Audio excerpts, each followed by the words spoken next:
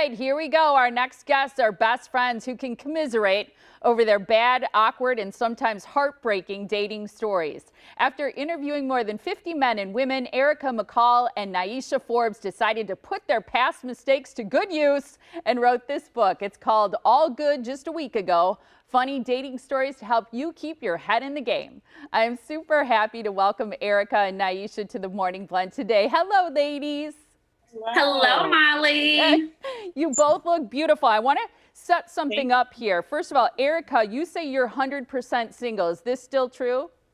Yes. Okay, and what does 100% single mean? You don't have a boyfriend, you're not currently dating? Boyfriend, no friend on the side, just 100% single and available.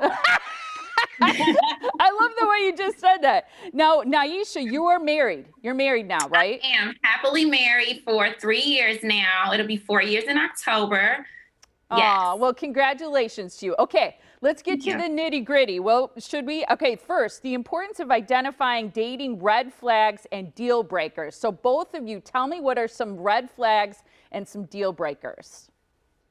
I think for me, I feel like the red flags, Molly, are totally those things that don't sit well in your spirit, but for whatever reason, you really vibing with this person, you feeling good, he's smelling good, he looks good, checking off the boxes on paper, but you know something deep down is it's not right. So when you get that type of intuition in your gut, run with it, because likely the chances are is that it's going to progress into something crazy down the line. Run with it and run away. So I think instinctively we know it, but we tend to often ignore it. Would you say that's true?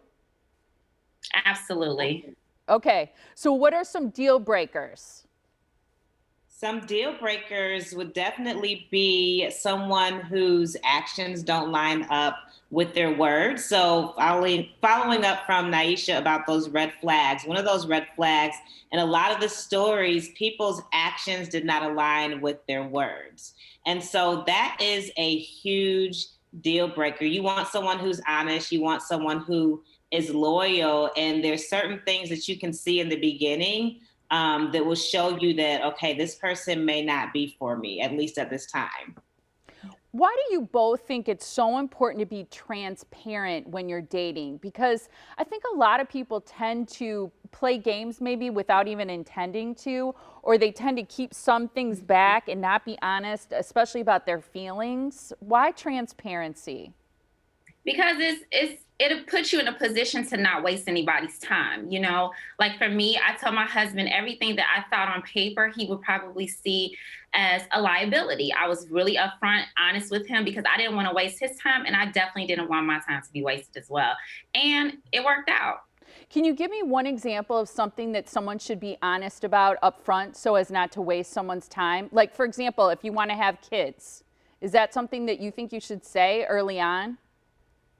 Absolutely. I think it's something you should say early on, and also letting them know like what you are looking for in a relationship. Not saying that you have to, get down the aisle right away, but at least letting someone know what your intentions are in the dating game.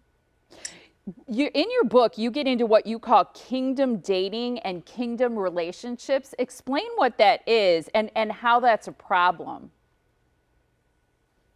Absolutely. Well, So kingdom dating is basically when you're entering into this relationship with the idea that you're really going to let God take the lead on this thing. You're really looking for, commitment. You're looking for the loyal principles that will behoove you, a situation where you are going to be made to feel worthy. And the commitment piece is definitely something that can be challenging early on in a relationship because you don't really know this person. You don't really know, where you may see yourself going down the line, but you're coming into this situation, really letting God lead you into whatever the best is for you. And it's definitely going to put you in a position to win, we feel. I like that. Can you describe an example of a destructive dating pattern that somebody maybe has that they might need to break? Yes, absolutely. There were so many dating patterns that we noticed through these stories. And one thing was a lot of people are superficial. And that can be destructive. You know, on the surface, they're looking at these people like they look good, they're amazing, they smell good, they have a great job. And looking at people and evaluating who they are based on what they do and how they look is definitely a bad habit. It's all about those characteristics and who that person really is at the core. You guys have so many great points. And what I think is really great about you as a duo, as friends, and as authors, there's a picture of you guys hanging out because I know you're such close friends. I think it's great that now one of you have the perspective of being married and one is still single. And you have so many great messages for people. And so I just want to say happy Valentine's Day to both of you. Thank you. Thank Happy you, Molly. Valentine's Thank Day. you. Yeah, I appreciate it.